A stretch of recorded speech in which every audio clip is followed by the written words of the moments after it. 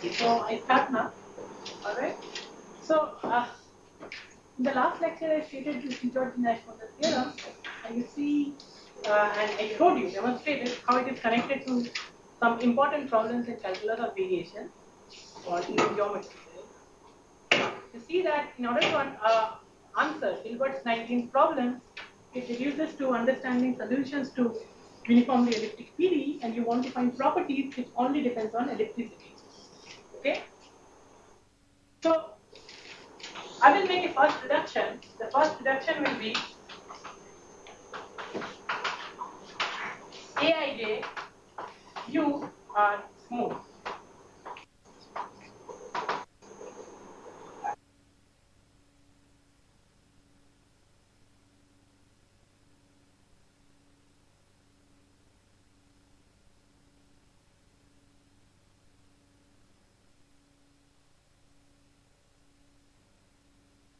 What you do is that you modify it, so A of x is Aij. So you have learned this epsilon modification, right? Okay, so which rounds up this.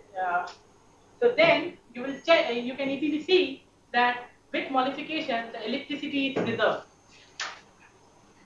Modification does not preserve the does not destroy the ellipticity, because if you take Ci, Cj, you move this here, this becomes bigger than or equal to lambda c square, and the integral of the modifier is 1.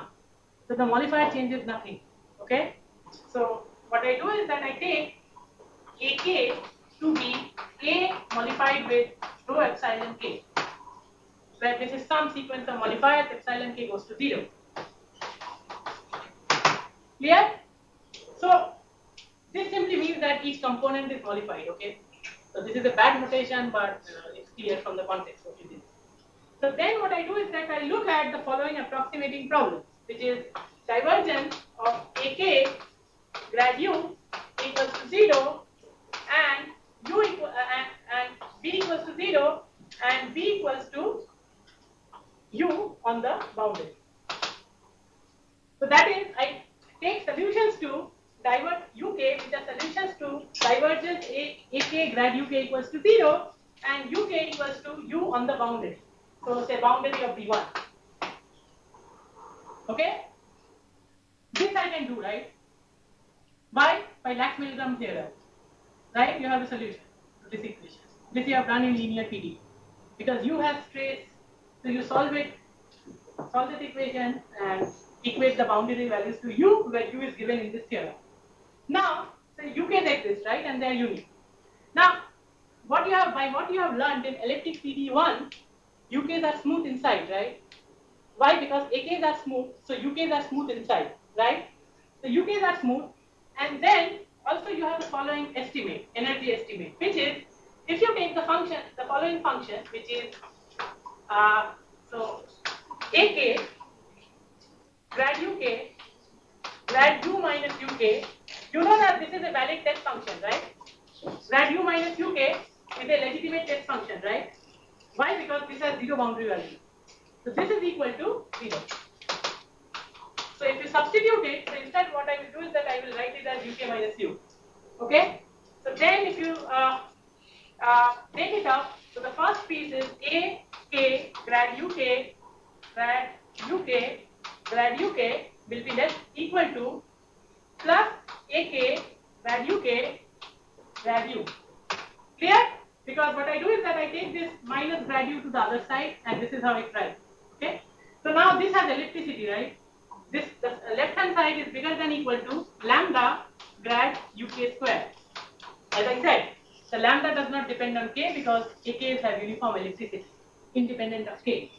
And this is less than or equal to, now again you apply the Young's inequality trick. What is called the Young's, whatever you call it. So this will be less than or equal to C grad UK grad U, and by a trick that I have repeatedly used, you can write it as C epsilon grad UK square plus C by epsilon grad U square. Pull this to the left hand side. So what you get is grad UK square is less than or equal to 3 times grad U square. So you see that from the weak formulation you get an energy estimate, right? I mean, of course, the other way to do it would be, you know that these are the minimizers of AK, grad UK, grad UK. And since U is also a function in that class, so this would have been more automatic. So I would not need this work, okay? But I was not sure whether you have seen the energy formulation. Have you? For linear? Okay, so then this work was futile. But anyway, you have this estimate, right? At least you know some estimate.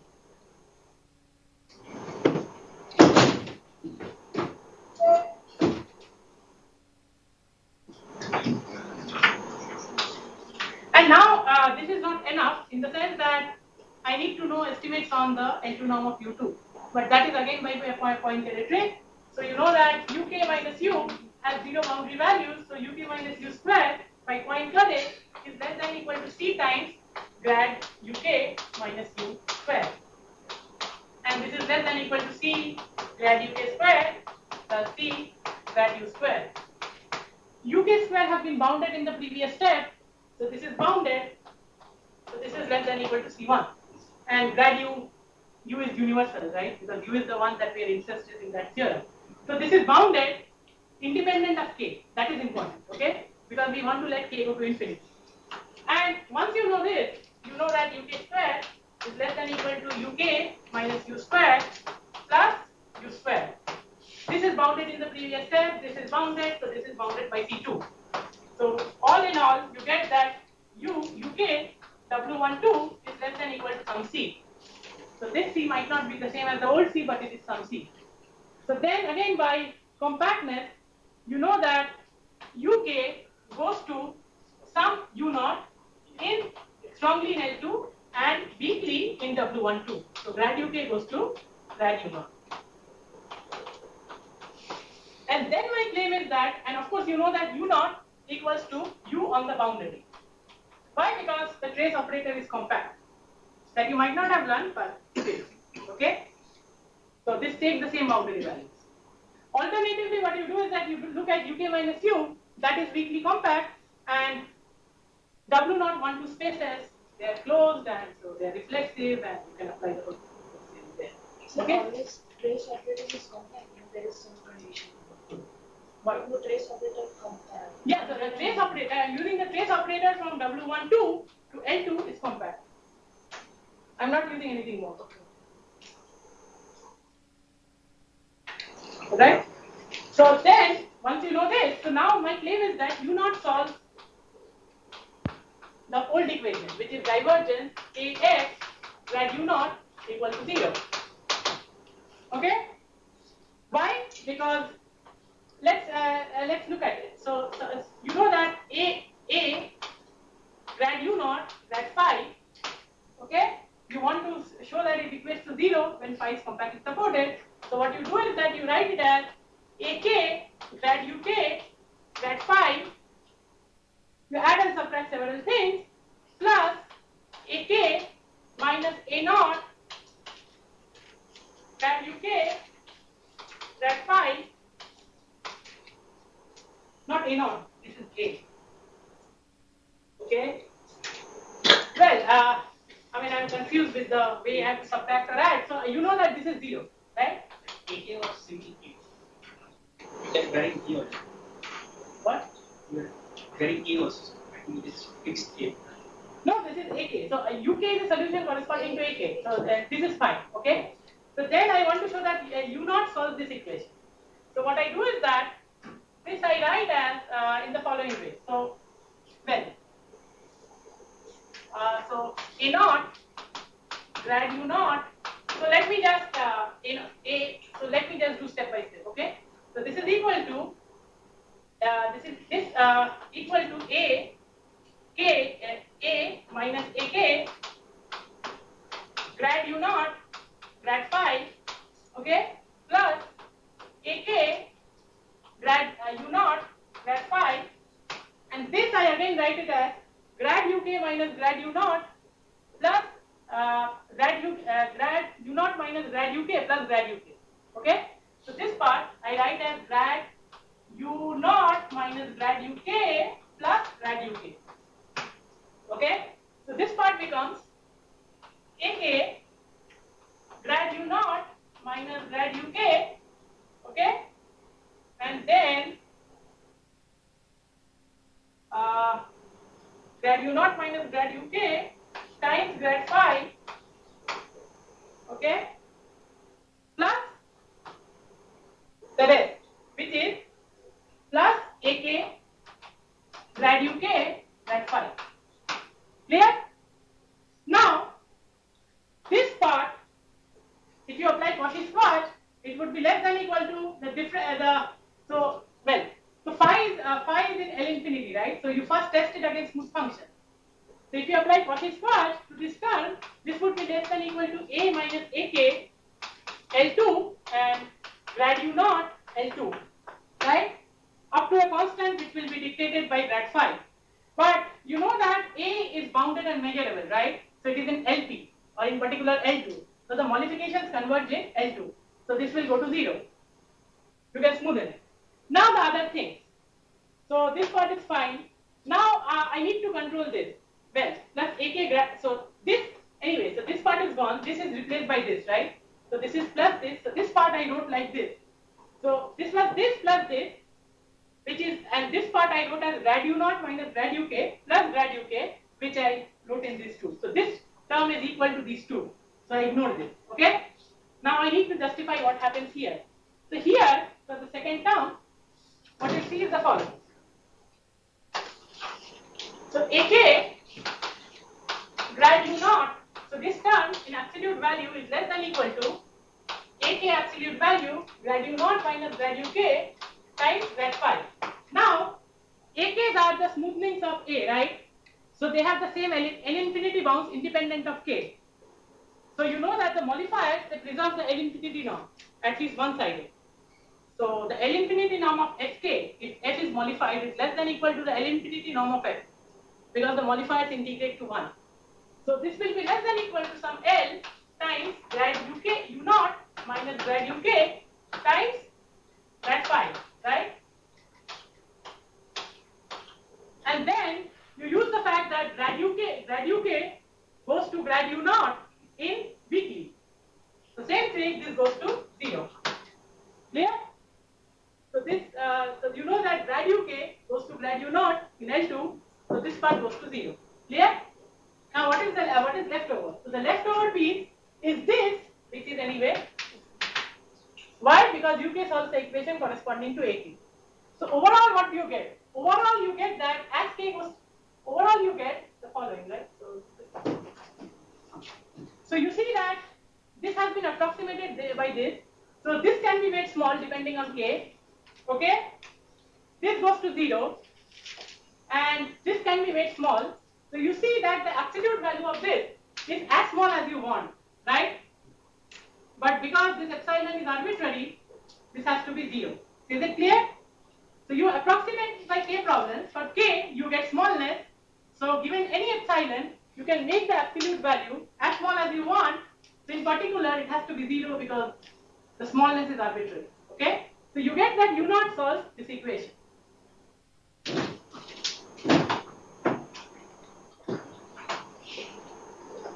Fine. Now, u also solves the same equation. So you have that u and u naught solves divergence of AX grad V equals to 0 and V equals to u naught on the boundary. Now you would have also done uniqueness, right, for this problem. So by uniqueness, u equals to u naught. Okay? So now, so therefore, suppose I apply my considerations to UK instead of U. Okay? That is, UKs are solutions to this PD, right? Which are uniformly elliptic. So if I am able to prove de Giorgi's-Smoother theorem for UK, which are smooth, so what I will get is that if I prove DNM, if I prove DNM for UK, which are smooth, I will get that, I will get UK C alpha B1 by 2 is less than equal to constant Cn lambda lambda UK L2, right? But UK L2 is controlled by UW12, clear? Which is bounded. So I get a constant which only depends on UW12. what should appear is UKL2, but UKL2 by my previous estimates are controlled by UW12, right? So what does this tell you? You get uniform Helder estimate. UKs are uniformly Helder continuous, right? So if you apply Ascoli-Arzela, you will get that UK goes on compact subsets of V1 by 2 to some V, right? Uniformly. And this V is also in C alpha, right? Ascoli-Arzela will tell you because all these are equicontinuous, so UKs up to a subsequence will go to some V up to a subsequence, okay? Will go to some V which is in C alpha. Can you repeat after this? U equals to? U equals to U naught, right? So this you know. So you know that UK goes to U weakly in W12 and strongly in L2. Now go back to Banerjee-Nash-Moser theorem. So I said that I want to apply my first reduction, which is U is smooth. So if I suppose I am able to prove it for this reduction, that would imply that I have been able to prove my Banerjee-Nash-Moser theorem for UK because UK is smooth by what Professor Adimurthy has taught you before. So then by Banerjee-Nash-Moser theorem, assuming I prove it, I will have that UK C alpha is uniformly bounded. That would imply by Ascoli-Arzela that up to a subsequence UK goes to some V uniformly. So in half the set, the same weak convergence happens, right? And the weak limit is unique. So this V has to be equal to U up to a set of measure 0. So this would imply that U is C alpha. Why? Because UKs have some uniform limit in half the ball and UKs have some weak limit in full ball and hence half the ball. Because the weak limit is unique, it has to be the same as the uniform limit. So this V is another representative of U which is equal to U up to a set of measure 0. So therefore, it suffices to show in the case when Aij and U are all smooth. Okay? The idea is to get estimates which only depend on the ellipticity. Okay? So this is the first step, so I will just erase everything. I mean, after that.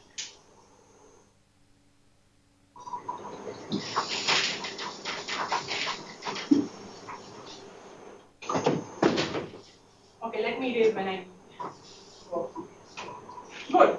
So this is done, right? So now assume U is smooth.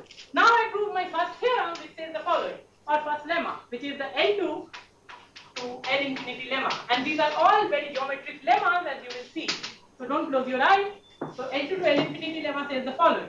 Then suppose, so let me give 1. Suppose U equals 1. Okay, then there exists delta bigger than 0, okay, and delta depends on n, lambda and capital lambda such that if UL2 V1 is less than equal to delta, so if there is a L2 norm which is sufficiently small, then in half the set, U is in L infinity. That is U, this would imply that U L infinity V1 by 2 is less than equal to 1. That is, if you have a solution to an equation and you have a certain small L2 estimate, then it translates to an L infinity estimate in half the set. What is an L2 estimate? L2 estimate is an estimate in measure. So you go from an estimate in measure to an estimate which is uniform in half the set. Okay? So now this will gel well with something that I have told in the last lecture, except that all my considerations were for non-divergence PT, where all the considerations are point-wise. But this tells you a lot. Well, what I will rather do is that I will do it more generally. What I will say is that suppose U is non-negative, is a sub-solution to 1. Okay? So what it does is that it's bigger than equal to 0. Then, if U in L2 is less than equal to delta, there exists a delta, then which only depends on ellipticity, then in half the set U is in L infinity. So suppose, so I should have stated it better. So subsolution to to 1. That is, so let me just, that is divergence AX grad U is bigger than equal to 0.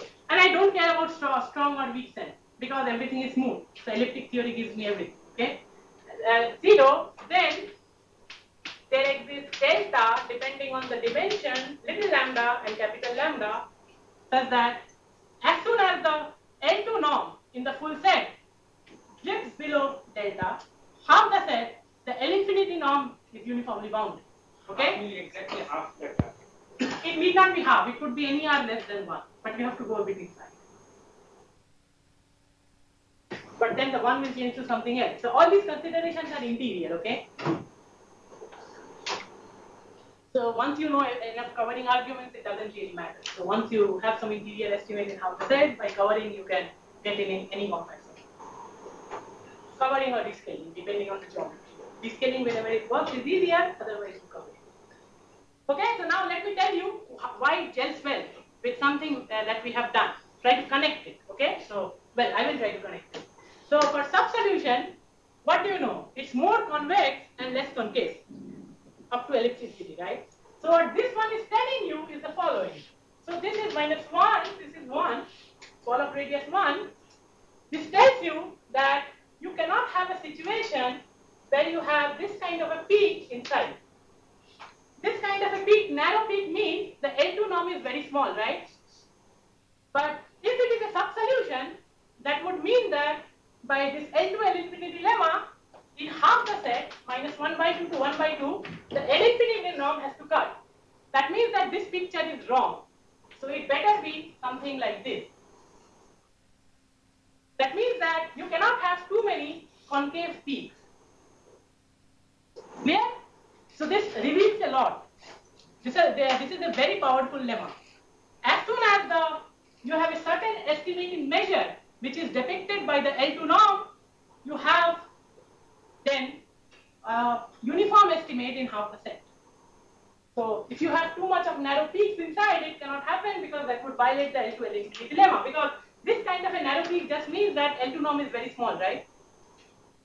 So it cannot happen because it's a solution to an equation or subsolution, it has to cut. It means that you cannot have too high concavity, at least heuristically. Okay? So now let me prove this. Is it clear how it connects to the old notion? It's a divergence from PD, so the point-wise consideration would not apply. So you have to do this extra work. Okay? So what it tells you is that you can control the concavity of a subsolution only depending on ellipticity. Now, once you do this, it means that this would imply as a corollary any weak solution is in L infinity inside. Why? Because if you have a subsolution, okay, then you can always multiply by a certain constant so that you can achieve this. Suppose the L2 norm is some k, you multiply it by delta by k. Then you will achieve that the L2 norm of the new multiplied function is less than or equal to delta. And if you multiply a function with any positive number, it is still a subsolution, right? Okay? Then in half the set, it will be less than or equal to 1. So the original function will be less than or equal to delta by k. Sorry, k by delta. Clear? So this in particular implies that any L2 solution is an L infinity. So let me just write why. Because you take otherwise B to be delta by U L2 norm times U. It still solves the same PD. So this would imply that B L2 B1 is less than or equal to delta. So B L infinity E1/2 is less than or equal to 1. So this would imply that U in half the set is less than or equal to what? UL2 over this delta. Clear? Good.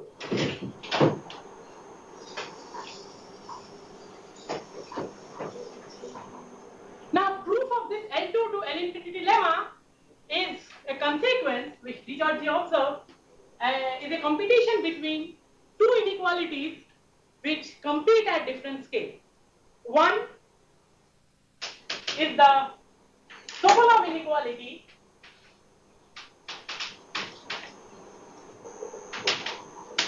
which says that if you have a compactly supported function, okay, then b raised to p 1 by p, okay, of say b1, if b is compactly supported and b1 is less than equal to some constant dv square 1 by 2 b1, where this p is the critical Sokolov, which is 2 star, right? 2n by n minus 2. This is the Sokolov inequality, okay? Now, so this is an inequality which is an LP L2 inequality. So this is an inequality which operates at different with different homogeneity. One has P, one has 2. Of course, I mean they all have homogeneity 1. All I mean is that the exponents are different, and that gives you an additional gain, as you will see. And the second inequality, so this is a functional analytic inequality. It has got nothing to do with the equation. The second is the energy inequality or the Cacciopoli inequality. And this is something I will describe, okay? This is to be done. So this is my now next lemma, which is energy lemma. What it will tell me is that if u bigger than equal to 0 is a sub-solution to that same equation, then if phi is in C0 infinity B1, then you have the following energy inequality, which is integral of grad phi u square, okay, is less than equal to a constant which I will always equate to 1 as long as it is not significant.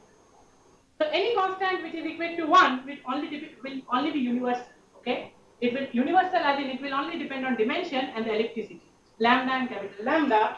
So here what will come is supremum of grad phi times the integral over the support of phi of u square.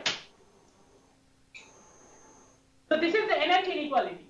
So suppose phi was equal to 1 in half the set. So then you will be able to dominate the energy of u, which is grad u square in half the set, by the L2 norm of u in the overall set. So what I am saying is that if you prove this inequality and apply to a specific choice of phi, which is phi equals to 1 in B1 by 2 and 0 outside B1, then what you will get is grad u square in B1 by 2 up to a constant is controlled by u square in the whole set. Okay? So the Sokolov inequality tells you that at the same scale, the V is controlled by dV with different exponents, and the energy inequality tells you the opposite. Except that we have to go to half the set. So it is a control of grad V in terms of V. This is a control of V in terms of grad V. So these are two inequalities which would be in competition, and that will allow you to establish the L infinity estimate of the solution. Okay? So this is something I have to prove. So let me keep it as it is and erase the other side.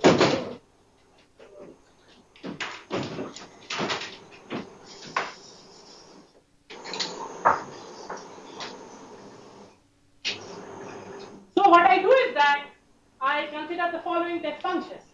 So I consider the test function phi to be the following, which is phi square times u. Okay? Now because u is a subsolution, then I will have that a x grad u grad of psi is less than equal to 0. Why? Because that is the weak notion of a subsolution. The strong notion is divergence of x grad u is bigger than equal to 0. So if you multiply with a non-negative sign, it is still bigger than equal to 0. So if you integrate by parts, this is what you get with the minus sign. Okay? So the sign changes.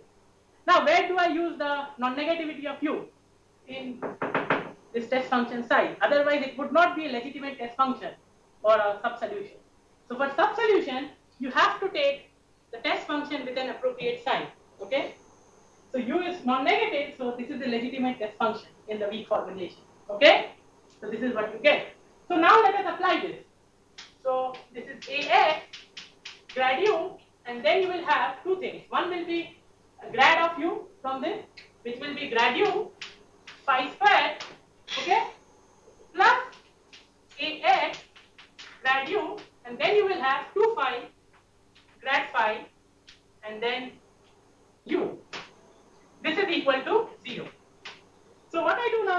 transport it to the other side. So this becomes equal to minus of this. Now, what does ellipticity tell me? That this is comparable to grad u square. Ax grad u, right? So this implies that lambda times, so what I will do is that I will purposely ignore all constants because I don't want to drag too many constants. So this implies that grad u square, phi square up to a constant is controlled by this quantity on the right in absolute value. Now what I do is that you group these two terms. You group grad u, grad phi, and you group grad phi u. And this is bounded by some k, right? So again apply the Young's inequality trick. So the first term square will be grad u square phi square. So if you take epsilon to be small enough, you can absorb it here. And the leftover term will be constant times grad phi square u square. Okay, the same trick as we applied for the W22. So this is less than equal to constant times grad phi square u square. Okay?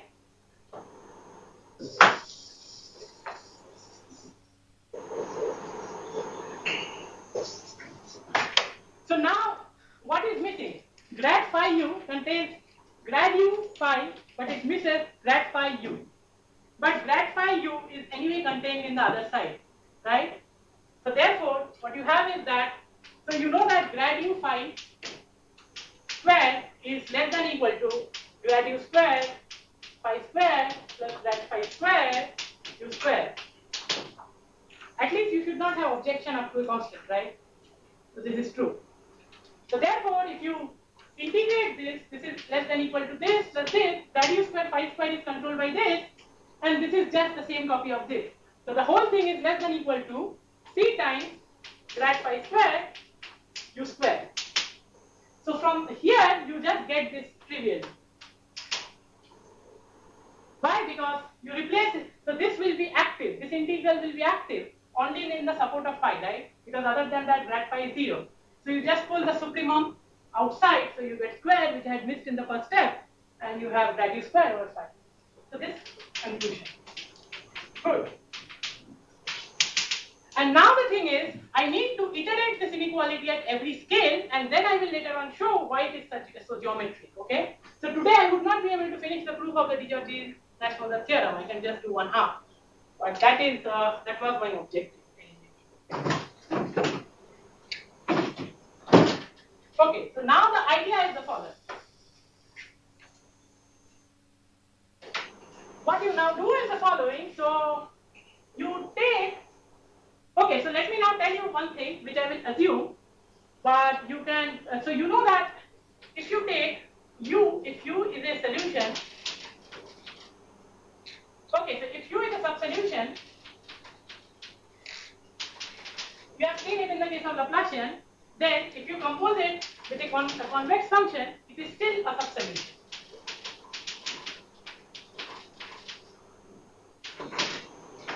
Right?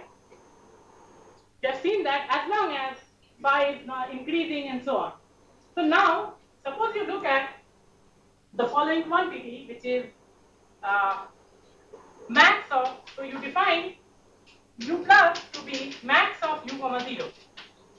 So this is some composition of u, which is, you have this, okay, this is 0 here, this function, max of u comma 0 as a function of x, this phi is 0 here, and it is just identity here, right? So you see that this can be approximated by smooth convex functions like this, right? So you see that phi of u for this choice of u is limit in some norm phi k of u. So for this smooth, if you know that for phi k smooth and phi k convex, if phi k of u is a subsolution, then in the limit the subsolution properties is preserved. Okay. So therefore, if you can show that if u is a subsolution, phi k of u is also a subsolution for phi k smooth and convex, then you are done. Then you know that this function is also a subsolution. So I mean, this is just one way. So what you do is that generally, if you have phi, any function, okay, which is say continuous, so you just modify phi with rho epsilon k. Convexity is preserved by modification. So I'm just drawing the picture, but this can be justified. So there is no hand waving. Okay. Clear? So now I just prove it for phi k smooth. So how do you show it? So what you do is that you take the following test function. So A grad u, suppose you want to take grad phi u, phi of u. So phi is a composition, it's not the phi over there, okay? So it's a different phi, okay? So I want to show that if phi is convex, that is phi is increasing and phi double prime is bigger than equal to 0, then phi of u is still a subsolution. Okay? For Laplacian it's obvious. But here it needs the justification because the coefficients are different, right? So this is, you apply this and you apply it to some psi which is non-negative. You want to show that the resultant is less than equal to 0. Because that is the weak formulation of a substitution, right? So this, what you do is that you apply this. You know that this phi, if you by composition of a Sobolev function with a smooth function is still Sobolev, and the weak derivative is phi prime u grad u. So this is equal to a phi prime u grad phi grad psi. Good. So now what I do is that what do you know about psi? Psi is increasing. So psi prime u has a phi is increasing. So phi prime u has a sign positive. So I group this here. So I write this as grad u phi prime u grad phi. Now this is because phi is C2, in fact phi is C infinity, because I have said that the problem is equivalent to understanding for smooth phi case. So this is again C1. So now if you want to take the total gradient, what is this? So if you consider your new test function psi1, which is phi prime of u psi, okay, then this is non-negative, right? This function is non-negative, right? So because u is a subsolution, you will have that a grad u grad psi1, which is grad of phi prime u psi, is less than equal to 0.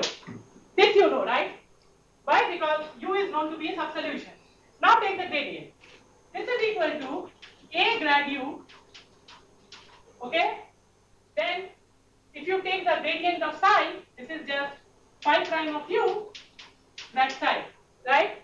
And then what is the second term? Plus a grad u, you differentiate phi prime u, you get phi double prime u grad u. A grad u becomes this becomes a grad u times psi double prime of u psi. Good. Now a grad u is positive, right? Phi double prime of u is positive because phi is convex. Psi is positive. So this quantity is positive. This plus this is less than equal to 0. So can this be positive? This has to be necessarily negative. So this is less than equal to 0, and this is precisely the quantity you have over here. So this is this little trick. So the convexity is used over here. This plus this, because u is a subsolution, is less than equal to 0. This has a good sign, so I can invert some sign of this quantity. Okay? And so this is precisely this. Good. So I know that this is a subsolution whenever u is. Okay? So this was my limited point. So now, because I will use it. You can't give any sign to phi prime, right? Huh? You can't give any sign to phi prime. Of course I did give. Phi prime, I used it here. Phi prime is non-negative. Phi is increasing to phi prime is non-negative. Check it, okay? And psi is non-negative. So this is a legitimate test function for the subsolution. Subsolution means what? Listen to me. Subsolution is what? A grad u grad psi is less than equal to 0 as soon as psi is non-negative. So psi1 is this quantity with this phi prime u and psi. Psi is non-negative, phi prime u is non-negative. So this is a legitimate test function in the weak formulation of a subsolution. These are the signs. So this is this plus this. This is positive. The whole sum is less than equal to 0. So this has to be negative. Yeah? Okay, this phi is different from this phi. So I said that I just took this detour. I wanted to show that if u is a subsolution, u plus is also a subsolution. Okay?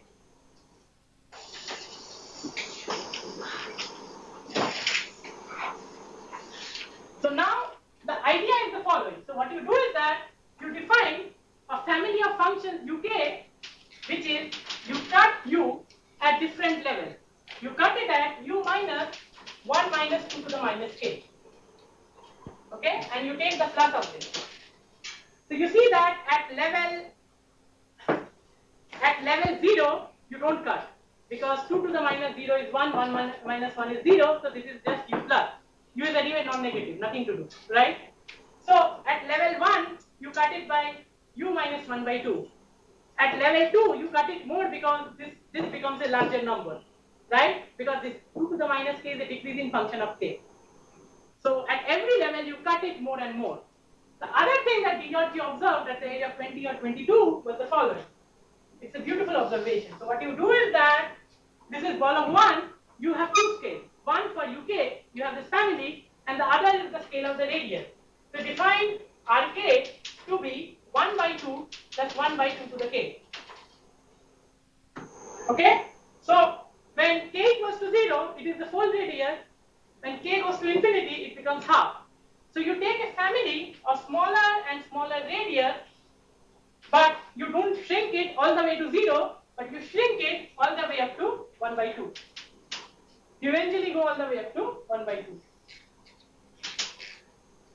Okay? So these are the two things, and now I will define my phi. So phi will also be scaled accordingly. So you have a family of phi k's defined in the following way. So phi k equals to 1 on p r k, and phi k equals to 0 on outside p r k plus 1. So this is the family of cutoff, okay? Rk minus 1, sorry. Rk minus 1. Clear? So Rk minus 1 is bigger than Rk. 1 by 2 to the k minus 1. So phi k is 1 up to Rk and 0 outside Rk minus 1. So grad phi k behaves inversely to the distance between Rk and Rk minus 1. And the distance between Rk and Rk minus 1 is 1 by 2 to the k, right? So inverse of 1 by 2 to the k is 2 to the k. So this thing is 2 to the k. The other thing you observe is that phi k minus 1 will be what? Phi k minus 1 will be equal to 1 on brk minus 1. And that is the support of phi k. So the other observation is phi k minus 1 equals to 1 on support of phi k. And this will be a very useful piece of information that we will have. Okay, so keep this in mind. Good. So now let me lift this up.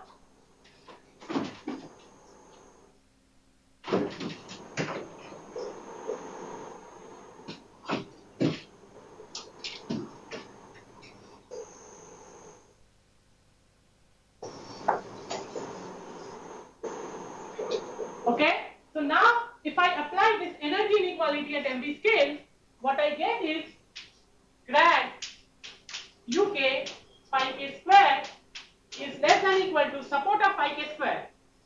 So supremum of phi k square. But phi k is like 2 to the k. So square will be 4 to the k. So this is less than equal to 4 to the k up to some constant times grad uk square. Now notice that if u is a subsolution, u minus that thing is also a subsolution, right? So if you take the plus of all that whole thing, that is still a subsolution by the work that I just did. So all my energy inequality is applicable to this uk. U is to begin with a subsolution, u minus that thing is a subsolution, so the whole plus thing, max of u, that thing, comma 0 is still a subsolution. Okay? So this is there, and then good. So now the other thing that I know is that if you apply the energy inequality to, if you apply the Sokolov inequality to this, you can apply the Sokolov inequality here. Why? Because phi k is compactly supported. So uk times phi k is one function to which this inequality is applicable. I don't care about this number. All I care is about the fact that this is bigger than 2, which is what I will use. Okay? So by Sokolov, you will have that uk phi k whole to the p 2 by p is less than equal to grad uk phi k square, and this whole thing is less than equal to 4 to the k uk square. Clear? Because usually you will have 1 by p, so this will be whole 1 by 2. You raise everything to the power 2, and this is what you get. This is the right homogeneity. Okay? Good. So now I define another quantity AK, which is UK phi k whole square.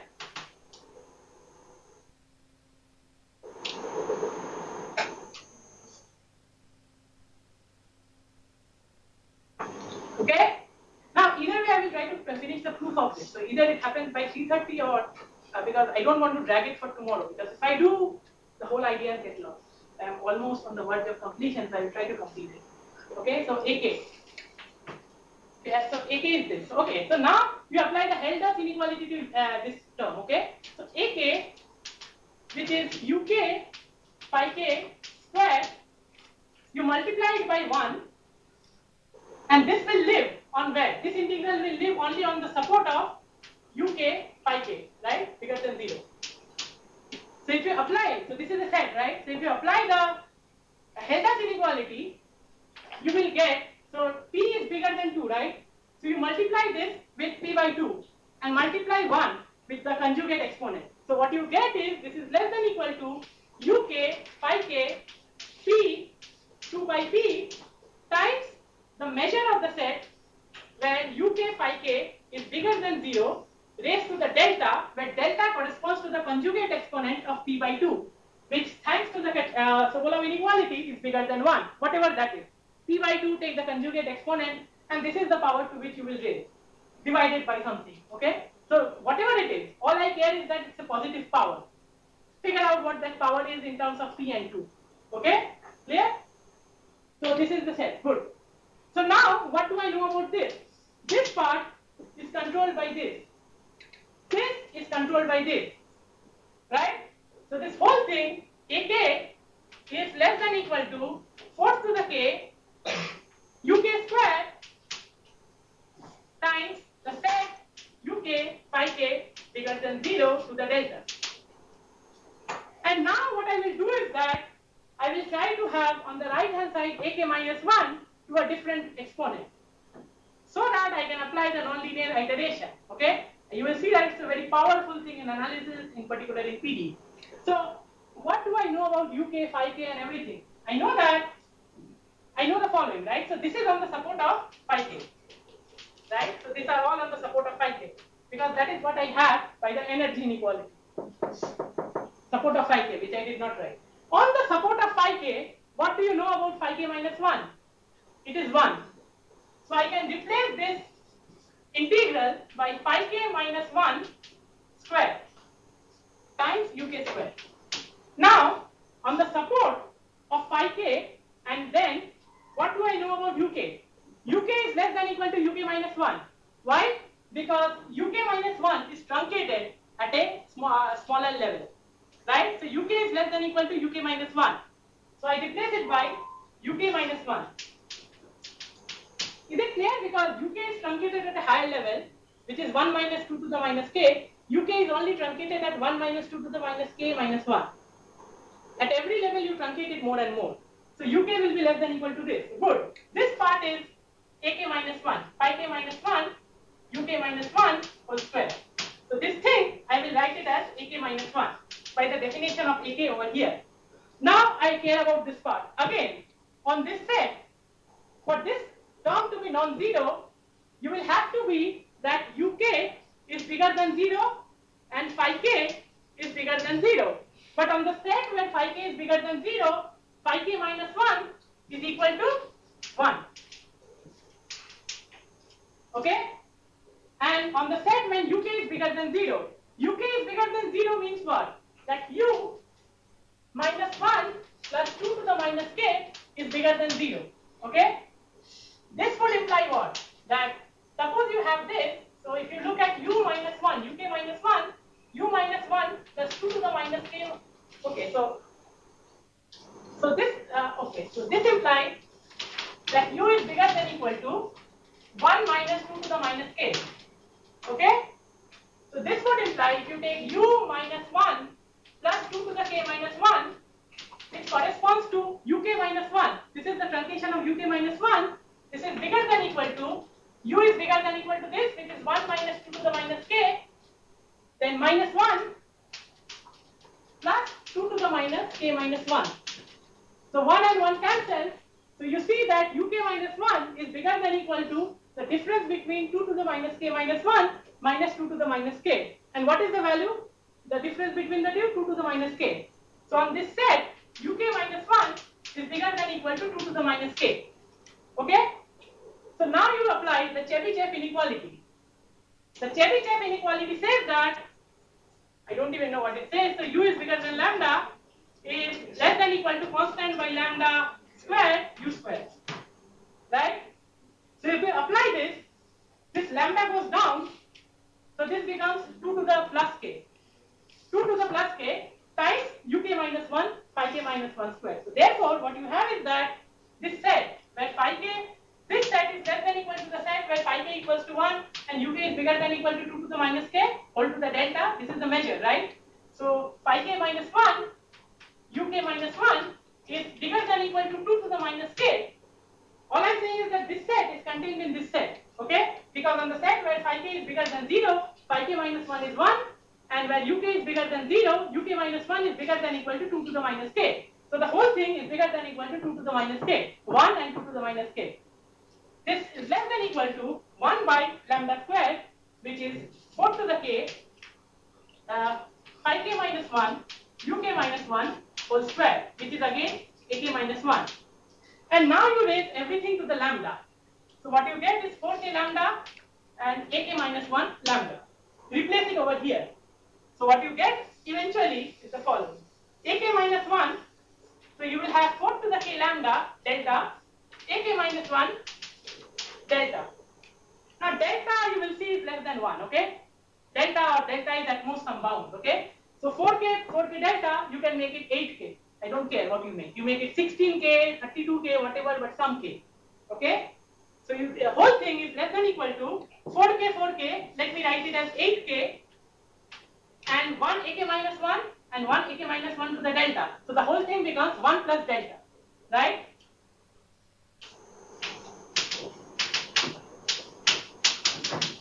And this happens for every k. This is what I achieved. Right? Now I will show that as soon as you have a nonlinear inequality of this type, in the sense that ak is controlled by a power of ak minus 1 raised more than 1, then this would imply that if a naught, which is ul2 square, is less than equal to delta, this would imply that ak will go to 0 as k goes to infinity. I will show this. As soon as you have, at this point it's just analysis. I will show you that from this kind of an inequality, if it happens that if a naught, the starting point, it is less than equal to very small, then ak has to go to 0 as k goes to infinity. And this would imply my conclusion, because what is a naught? A naught is ul2, right? If ul2 is less than equal to delta or delta square, I don't care, then ak goes to 0 as k goes to infinity. But what is ak as k is plus? So you will see that u minus 1 plus square is less than equal to uk square, right? Because every time you truncate it at something less than 1.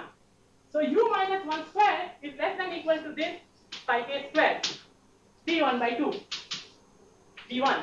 Why? Because phi k is always 1 on the ball of radius 1 by 2 independent of k. Because the support of phi k is 1 by 2 plus 1 by 2 to the k. So for all k, phi k is necessarily 1 up to 1 by 2. Because the balls are shrink, not all the way up to 0, but up to 1 by 2. Okay? So this is true, right? So if this goes to 0, it means what? This would mean that u minus 1 plus square is equal to 0. What does it mean? That this integrand is 0, so this would mean that u is less than equal to 1. Right? And once you know it for subsolution, how do you get the L-infinity estimate for the whole solution? You know that u plus is a subsolution, so u plus is less than equal to 1. You know that minus u is a solution, so minus u plus is also a subsolution, which is the same as u minus. So u minus is a subsolution, same L2 norm, so u minus is also bounded. So u plus, u minus bounded, absolute value of u is u plus u minus, so that is also collectively bounded by 2, say. But of course you can make it 1 because both of them cannot be 0 at the same time. But I don't care. But you see, so once you know this, then you are done. So now everything reduces to understanding, and this is something I will show now.